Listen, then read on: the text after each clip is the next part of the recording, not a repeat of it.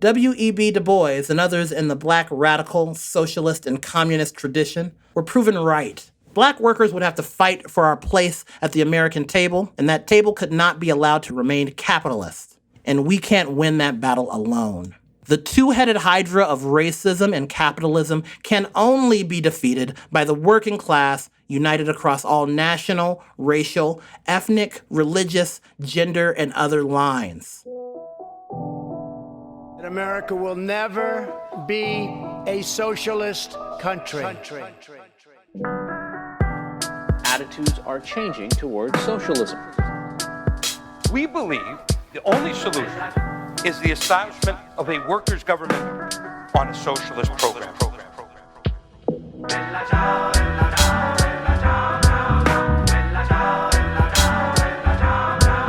Hi, everyone, and welcome to Socialist Revolution Podcast. My name is Robert Wilson, and I'm a comrade from the Phoenix, Arizona branch of the International Marxist Tendency. You can visit our website at socialistrevolution.org. This episode is based on an article published today by John Peterson, the editor-in-chief of Socialist Revolution.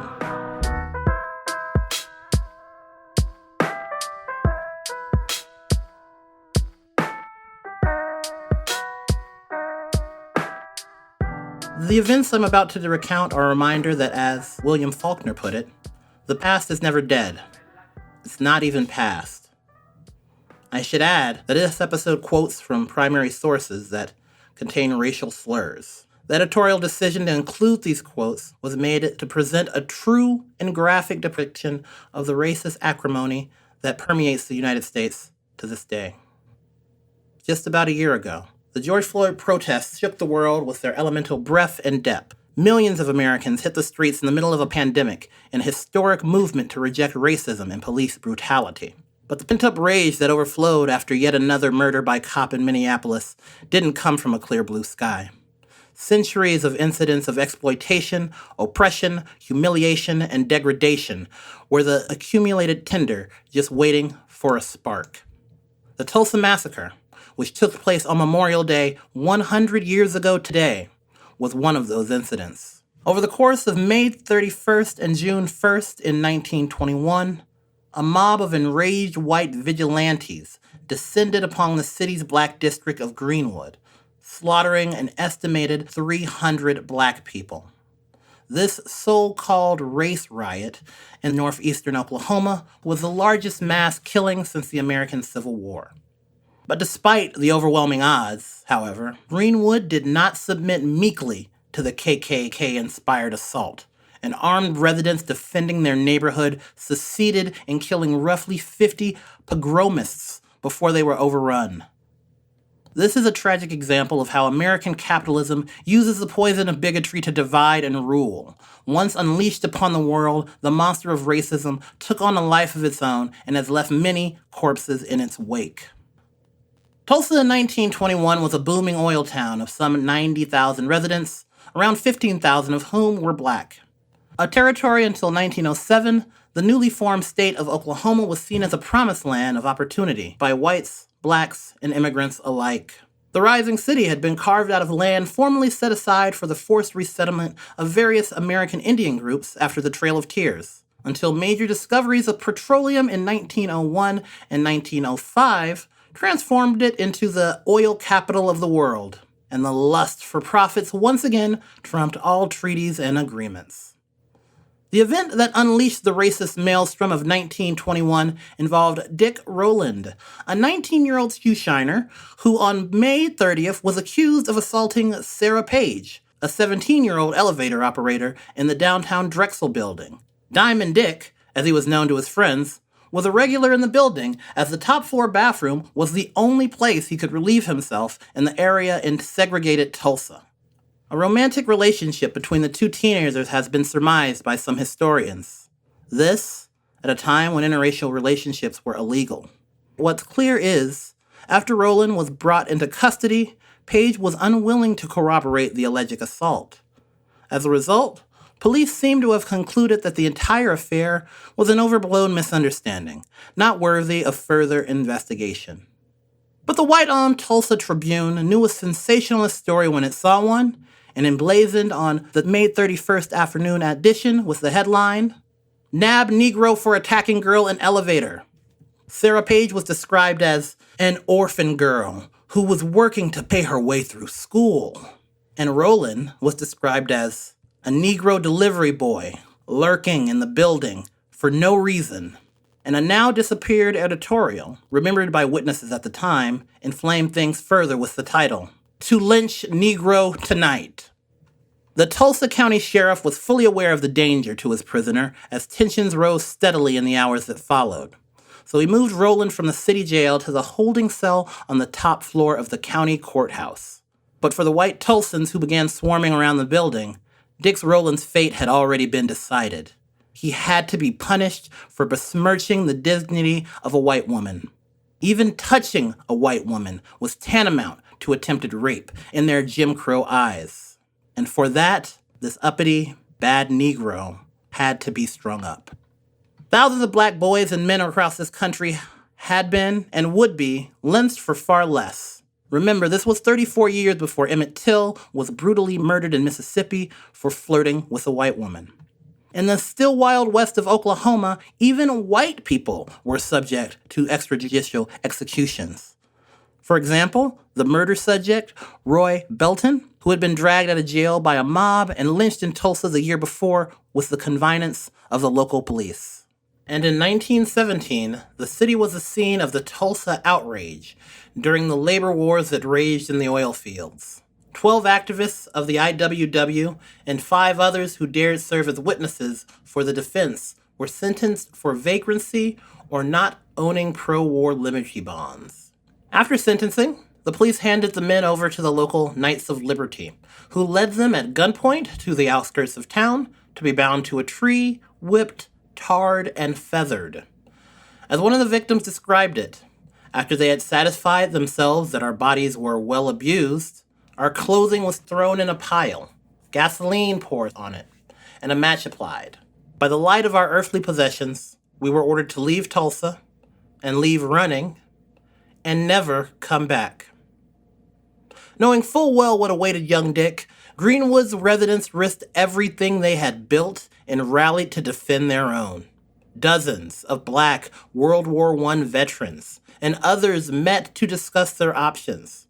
And at around 9:30 p.m., 50 to 60 of them headed downtown, rifles, shotguns, and other improvised weapons in hand, to offer their services to protect Dick Roland. After a discussion with the sheriff, they were convinced that the authorities had everything under control, so they headed back to Greenwood. But the sight of armed and organized black people further enraged the members of the mob, who went back to their homes to grab guns of their own. KKK agitators harangued the crowd with speeches along the following lines, as fictionalized in the book The Burning by Tim Madigan. "The honor and purity of white women everywhere is the issue, right here in Tulsa. A young orphan girl has been horribly violated. Can Tulsa stand by for that? Does her pain not deserve avenging?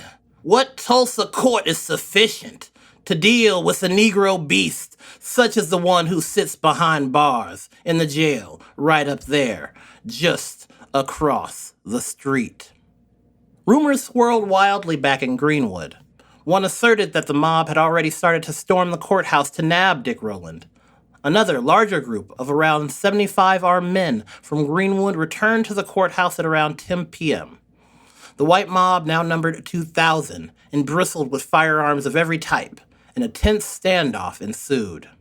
Taunts and slurs were shouted, and a white man demanded that a black man surrender his pistol. He refused. Then, whether accidental or deliberate, as a warning or with ill intent, a shot rang out, the signal for general mayhem. Confusion and gunfire erupted, and within seconds, 10 whites and 2 blacks lay dead or dying on the street. A running firefight ensued as Roland's would-be defenders retreated north across the Frisco Railroad tracks, the de facto border between the two worlds, to set up defenses and begin the mass exodus into the countryside surrounding the city. The events at the courthouse seemed to confirm the hellish nightmare of the white supremacists everywhere. that a so-called Negro uprising was underway, and it had to be snuffed out by any means necessary. There was no longer a question of lynching an individual, but of decimating an entire people to put them back in their place. The sight of the oppressed taking up arms to defend themselves short-circuited their racist brains. It was as the same as it was against Nat Turner and his followers. The local American Legion and National Guard were activated and patrolled the streets as white Tulsans looted stores and the city's arsenal to acquire guns and ammunition. Dozens of police, both in and out of uniform, helped direct the violence. Vigilantes were officially deputized and urged by the police sergeants to get a gun and get a nigger. Hundreds of live-in black servants in affluent white homes were rounded up, beaten, and detained under armed guard in the city's convention hall. Gunfights raged across the Frisco tracks as false rumors spread that an armed black army from the Muskegee was headed towards Tulsa, further enraging the mob. They had numbers and arms on their side, and they slowly inched their way into Greenwood, despite the heroic rearguard actions of World War I veteran snipers who took out several dozens of the invaders. Black businesses on Greenwood Avenue and Archer Street were set ablaze, and crews from the city's fire department were turned away at gunpoint. Likewise, with the ambulance workers who sought to attend the growing numbers of the wounded. At around 5 a.m. on June 1st, a whistle or siren sounded, and the all-out assault on Greenwood began. Black Tulsa was looted and put to the torch. The pogromists fired indiscriminately into black homes and businesses, doused them in gasoline, and set them ablaze. When the people inside ran out to escape the flames and smoke, they were shot down in cold blood. Clothing, jewelry, even pianos were carted off and loaded into vehicles. Scores of unarmed black people were executed, point blank, their bodies strung up on ropes and dragged behind cars. Adding to the terror, civilian airplanes soared over Greenwood, raining bullets and fire bombs down on the black neighborhood, according to one eyewitness account. Lurid flames roared and belched and licked their forked tongues into the air. Smoke ascended the sky in thick black volumes, and amid it all the planes, now a dozen or more in number, still hummed and darted here and there with the agility of natural birds of the air. A handful of black fighters in Mount Zion Baptist Church were among the massed holdouts. National Guard troops from Oklahoma City arrived later that morning. Martial law was declared, and most of the violence had subsided by noon. But the damage was done. Dick Rowland had escaped lynching, but his neighbors had been brutalized. His neighborhood razed to the ground. Cruel retribution against our people in the name of justice. Nearly 200 businesses, 1,256 homes had been burned. Another 215 homes had been looted but not burned. 10,000 of the district's traumatized residents were homeless, held in detention centers, or dispersed to the four winds. Hundreds of humiliated and injured black prisoners were held at gunpoint and marched through the streets as white crowds watched from the sidewalks. Subjugated people being reviewed by their conquerors. Trucks piled with black corpses zoomed through the streets, and dozens of bodies were dumped in anonymous, unmarked graves, or thrown in rivers without funerals or death certificates. And despite receiving some national media coverage in the immediate aftermath, the facts were rapidly falsified.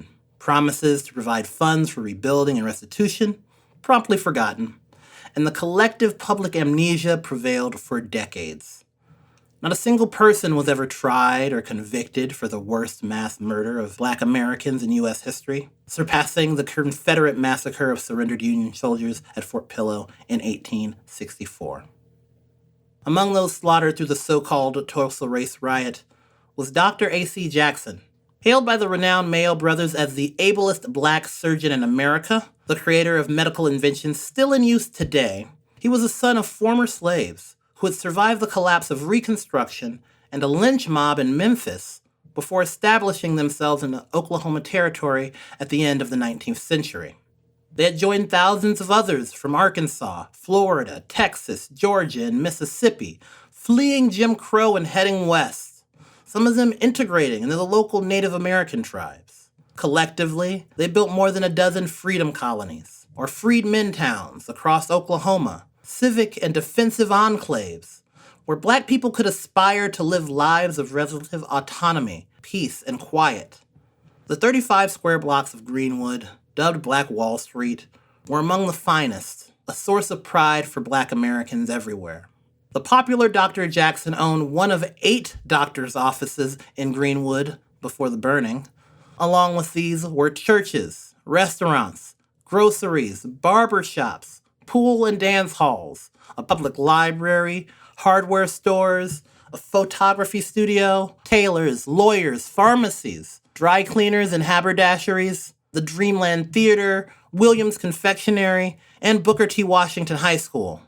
Along with Jackson, other prominent figures in Greenwood included Tulsa Star editor Andrew J. Smitherman, the famed retired lawman John Smitherman, the auto mechanic wizard John Williams, the hotelier and lawyer J.B. Stratford. They and others had long debated the way forward for black people in America. Should we accommodate ourselves to the reality of white supremacy, keep our heads down, build up our businesses and properties through hard work and moral rectitude, and climb slowly but surely up the social integration ladder towards some kind of respectability within the confines of white America? Such was the course advocated by the great accommodator, Booker T. Washington. Or was it Marcus Garvey's black nationalist, separatist, Back to Africa movement the way forward? Or should they fight for their rightful place in America's society and heed the fiery and inspiring words of W.E.B. Du Bois? Brothers, we are on the great deep. We have cast off on the voyage which lead to freedom or death. For 3 centuries we have suffered and cowered. No race ever gave passive resistance and submission to evil longer, a more piteous trial. Today we raise the terrible weapon of self-defense. When the murderer comes, he shall no longer strike us in the back. When the armed lynchers gather, we too must gather armed. When the mob moves, we propose to meet it with bricks and clubs and guns. But we must tread here with solemn caution. We must never let justifiable self-defense against individuals become blind and lawless offense against all white people. We must not seek reform by violence. We must not seek vengeance. We must defend ourselves, our homes, our wives, and our children against the lawless without stint or hesitation. But we must be careful and scrupulously avoid on our part bitter and unjustifiable aggression against anybody. Most of Greenwood's leaders believed, or rather desperately hoped in the aftermath of the Red Summer of 1919, that Washington's gradualist vision would bear fruit. After all, Washington had inspired Greenwood's name, a reference to the black district he had helped create in Tuskegee, Alabama, and it was he who had coined the term Negro Wall Street after visiting the Oklahoma neighborhood in 1905. However, the comparison to New York financial district is meaningful relative only to the plight of most black Americans at this time. Rather than Black Wall Street, it was really just a modest Black Main Street. The neighborhood's Black-owned businesses still inspired great pride, but they also inspired jealousy among the many whites. The sight of black people in late model cars and fine clothing was an intolerable affront to the racial hierarchy of the time. But there was no real capital, no banking, no stock market, no financial nerve center for exploiting the workers of the country and the world. Greenwood was an island of modest prosperity out of stark necessity because it was segregated from white Tulsa. Referred to by whites as the Negro Settlement, or Little Africa, it was cut off and excluded from Tulsa's civic life, water supply, refuse collection, and sewage system. A black Tulsan could only buy shoes or clothing or eat a meal in a restaurant in Greenwood. In its overwhelming majority, Greenwood was a commuter neighborhood of working-class menial laborers servicing wealthy white Tulsans. And when push came to shove, Greenwood's handful of relatively well-off residents identified more with their black neighbors than they did with the truly affluent whites in other parts of the city. To understand the poisonous convergence that led to the burning, we must place it in its broader historical context, if only in broad strokes. After the Civil War, Southern society was turned upside down, particularly during radical Reconstruction. Millions of former slaves owned property, carried arms, voted, won political office, and built enclaves of relative prosperity. The former slavocracy and the millions of poor whites who had backed them in their war for slavery and succession felt emasculated and vindictive. The rise of the original Ku Klux Klan was its response. These white men in white hoods sought to solve the injured pride of the former Confederacy by enforcing white supremacy through terroristic violence and rolling back the clock on Reconstruction, radical or otherwise. Known as the Invisible Empire of the South, its first grand wizard was the former Confederate cavalry general Nathan Bedford Forrest, a slave trading architect of massacre of surrendered black Union soldiers at Fort Pillow and the beneficiary of forced convict labor. Though the KKK was suppressed by federal troops early in Ulysses S. Grant's administration, by the time of the financial panic of 1873, general Northern wariness with Reconstruction led to the abandonment of millions of freemen to the tender mercies of the Redeemers, lynch mobs, sharecropping peonage, and convict leasing. Frederick Douglass's grim prophecy from May 9th, 1865 had come true.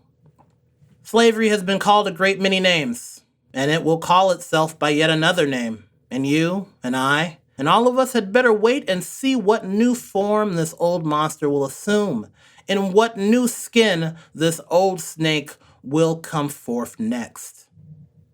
When the film Birth of a Nation was released in 1915, it caused nationwide sensation.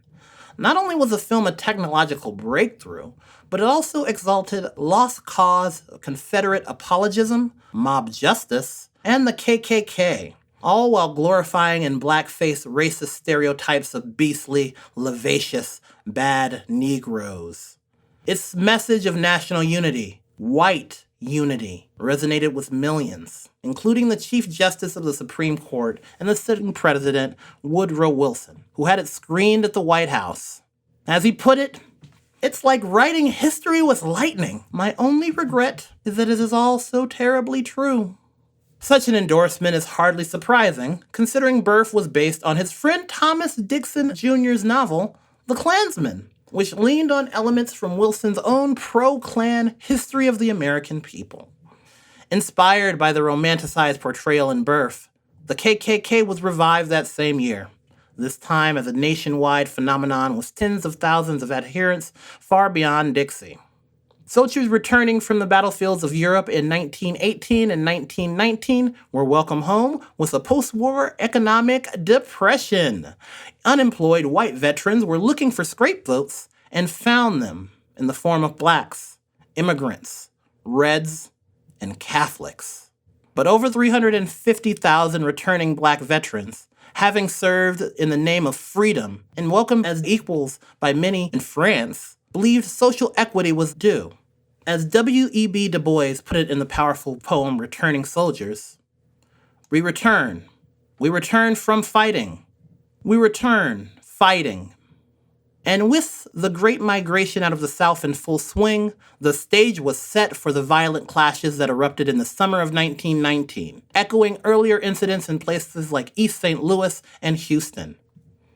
Termed the Red Summer by James Weldon Johnson of the NAACP, it overlapped the Red Scare after the victory of the Bolsheviks in the October Revolution and the Palmer raids against political radicals and immigrants that followed in 1919 and 1920. In more than 36 cities, as well as in rural Elaine, Arkansas, white supremacist pogroms raged in an orgy of racist violence. In Norfolk, a white mob attacked a group of returning black World War I veterans. In Bisbee, Arizona, several Buffalo soldiers of the 10th U.S. Cavalry were assaulted, beaten, and shot in a fight with local racists in what was known as the Battle of Brewery Gulch. In Chicago, 13 days of rioting erupted after Eugene Williams, a black youth who swam into the white side of the water at a segregated beach, was stoned and drowned. Untold hundreds were killed and injured, and in places like Washington, D.C., and Chicago, black people gave as good as they got in defense. In September of that year, the African Blood Brotherhood was formed in New York to stand as the Negroes' Rock of Gibraltar. Its founder, Cyril Briggs, a Caribbean immigrant, was influenced by socialist and even communist ideas and argued for armed self-defense and class unity against the common enemy, capitalism. The African Blood Brotherhood organized solidarity and spread the word about what had really happened in Tulsa, and the group eventually subsumed into the Communist Party of America. For their part, the new KKK had seen a massive potential for growth in Tulsa in the years before the burning. With the oil boom sputtering due to the post-World War I economic crisis, there were plenty of discontented whites looking for someone to blame. Virtually all of the respectable leading men of Tulsa had robes hanging in their closets. And as national KKK organizers had allegedly told the local leaders, the best way to increase membership is to have a good riot. As described in The Burning, on February 4th, 1921, the Tulsa Tribune published what amounted to be a press release for the new KKK, a story that lauded the secret order's ambitions to add chapters in Oklahoma. The new Klan, the story said, was to be a living, lasting memorial to the original Klan members who had saved the South from a Negro empire built upon the ruins of Southern homes and institutions. Among the KKK's principles, the Tribune's story continued, was supremacy of the white race in social, political, and government affairs of the nation. This blessing in the journalistic mouthpiece of white Tulsa contributed to the rapid rise in KKK memberships. And although the rabid vitriol of the Tribune certainly fanned the flames of race hatred, it merely gave expression to the racist poison already embedded into the DNA of American capitalism. Such was the societal minefield being navigated by Dick Rowland when he stepped into the elevator of the Drexel building on that fateful day. As with all acts of terror, although individuals were targeted and killed, the real aim was to cow and humiliate an entire population. The blame for the massacre was laid entirely on those uppity Negroes who had dared come to Dick Rowland's defense. The long prophesied Negro uprising had come to pass, and it had to be snuffed out by any means necessary. Blacks were the racial inferior of whites, and they deserved everything they had gotten and then some. Having achieved their good riot, KKK recruiters cleaned house, and the local membership soared as mayors, sheriffs, district attorneys, and city council members all paid their dues. The Klan even created auxiliaries for women and children aged 12 and up. White hoods and robes were popular Halloween costume for years to come, and the country's largest KKK facility was built right next to Greenwood, an ominous warning for those who survived. The images we have today of piled bodies and burned and burning Greenwood are reminiscent of Hiroshima and Nagasaki after they were annihilated by U.S. imperialism. Many of these images come from postcards that were gleefully sent around the country, treasured reminders of a time when Tulsa Negroes were put well and truly in their place. Aside from there is precious little official documentation on the scale and scope of the murder and arson. Official logs from the National Guard, and even the infamous Tulsa Tribune editorial calling for the lynching of Dick Rowland have been missing for decades. The piece that followed was akin to that between a sociopathic domestic abuser and a traumatized victim, still living under the same roof. Black auto mechanics, again, had to repair the cars of those who just days earlier had sped through Greenwood shooting it up, and maids had to wash the clothing of men who may well have burned down their homes. To be sure, many whites were profoundly shocked and ashamed of what happened. A majority had not engaged directly in the violence, and in some cases, even tried to stop the killings and the torchings. More than a handful had sheltered their black domestic servants, or even braved the fires and shootings to rescue their friends and employees from Greenwood itself. Whether out of genuine human sympathy or simply to ensure their sources of cheap labor. What followed was a catastrophe. Thousands of black Tulsians had fled the city, many of them never to return, a diaspora of survivors whose descendants live today in St. Louis, Chicago, Kansas City, California, and beyond. But hundreds, and perhaps thousands of others had been arrested and corralled in civic buildings, parks, cow pens, and pigsties. Like the Japanese Americans during World War II, they were herded in a makeshift internment camp at the city's baseball fields. The only way out was for a white person to vouch for you and sign you out.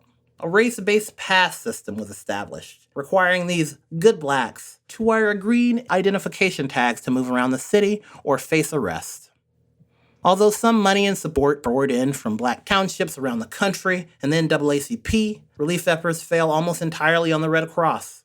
The first time the organization had been mobilized to respond to a man-made and not natural disaster. It provided health care, shelter, food, and wages of public relief work. But even that was repulsive to many whites in Tulsa who exploited blacks for their menial labor. Some wrote letters to the editor complaining that paying servants wages for such work would ruin them after things are settled again.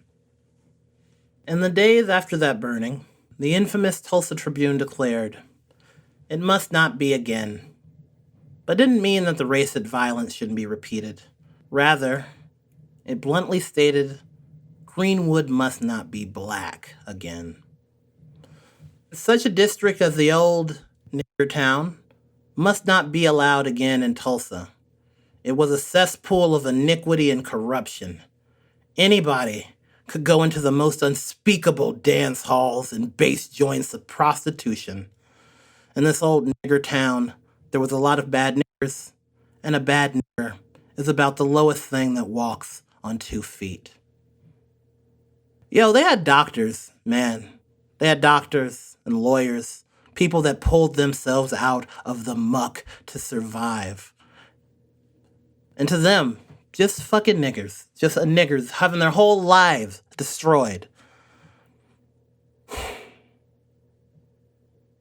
The mob had succeeded where local authorities had failed, just as Hurricane Katrina allegedly succeeded in cleaning up historic black neighborhoods in New Orleans. Local developers had long had their eyes on the land north of the Frisco Tracks, which was prime for industrial investment. Black Wall Street had been reduced down to a shantytown of tents and shacks, and speculators now tried to buy up old plots for pennies on the dollar. Even the city's fire codes and zoning laws were changed to make it more difficult for those who had lost everything to rebuild.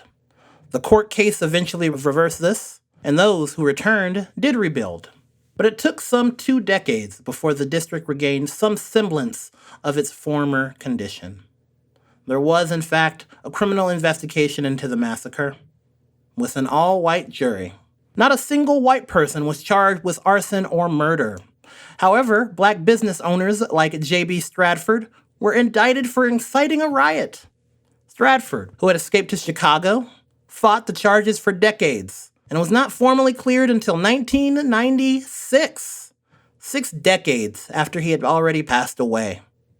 Whether out of shame for their city or because they feared prosecution, white Tulsans drove the horrific secret of the massacre deep underground. Attempts by journalists and others to dig into the facts were met with stone-faced silence and even death threats. As for the black people of Tulsa, a code of stoic silence was enforced for fear of stirring up the white folks and suffering another massacre. Only a handful of guardians of the story handed it down the generations, selectively. As a result, entire generations of Tulsans, both black and white, have grown up without even an inkling about what had happened. I heard this story from my grandfather. He was born in Muskogee, Oklahoma, just a few miles outside of where this all happened, roughly 3 years after it happened. Only in the 1990s, after the Oklahoma City terrorist bombing, did awareness about Oklahoma's worst domestic terror attack begin to grow. With nary a word in the state's history books, many Tulsans only learned about these events from the recent television programs Watchmen and Lovecraft Country. In 2001, an Oklahoma State Commission concluded that reparations should be made to survivors as part of the public recognition of the massacre. Needless to say, no such reparations have been paid. Today, as part of the centennial commemoration, a fancy new history center, hotels, and other projects heavily funded by big corporate donors and investors are being prepared. And a mass grave containing 11 anonymous bodies was recently discovered, confirming the horrors described by survivors. But the generational loss and trauma suffered by the survivors has never been addressed. Tulsa remains deeply divided today, with glaring racial and geographic disparities in poverty, unemployment, investment in infrastructure, and police brutality. Adding insult to injury, over the decades, Black Wall Street has been deeply gentrified. In the 1960s and 70s, it was gutted like so many other black neighborhoods, as an interstate highway was driven straight through its heart. And in the summer of 2020, in the middle of the George Floyd movement, Donald Trump scheduled a campaign rally in Tulsa on Juneteenth of all days. He eventually backed out, but large pro- and anti-Trump crowds turned out to face each other down nonetheless.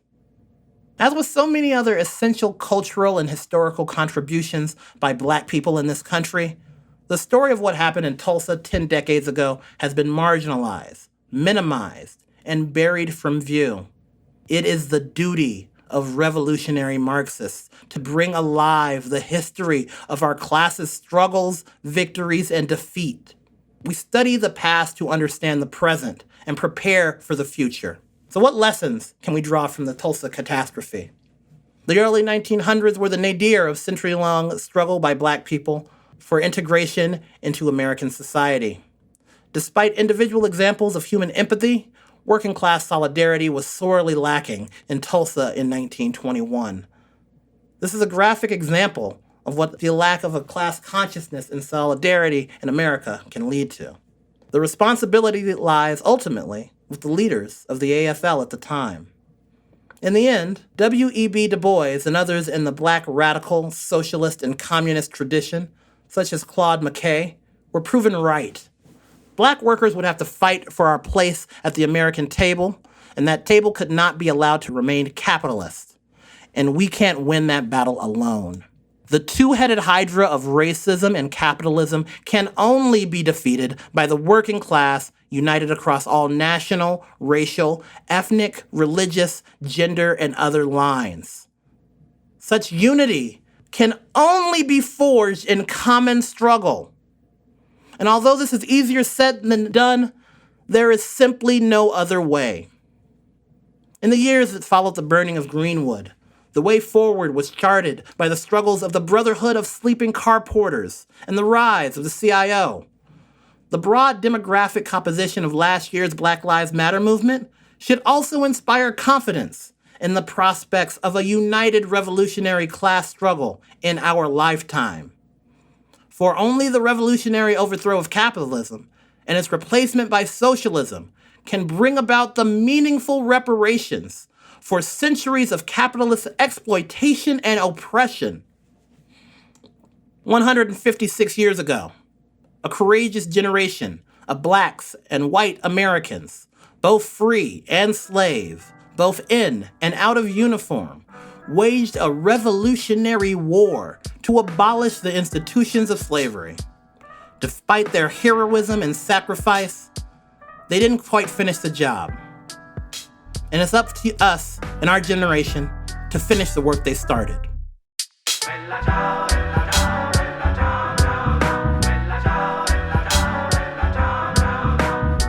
That's it for the episode. Thank you so much for listening. A big thanks, as always, to Laura Brown, our audiovisual producer, whose hard work behind the scenes makes these episodes possible. If you liked what you heard today, please share, subscribe, and give us a 5-star rating, which will help other listeners find us. Or consider making a donation to the International Marxist Tendency or subscribing to Socialist Revolution magazine. Better yet, if you are so moved by these words and this history and want to be part of the solution, why not join the IMT and bring these ideas to your family, friends, neighbors, and coworkers? You can learn more about the IMT and about getting more involved at socialistrevolution.org. Stay healthy and safe, keep fighting the good fight, and until next time, Bella ciao.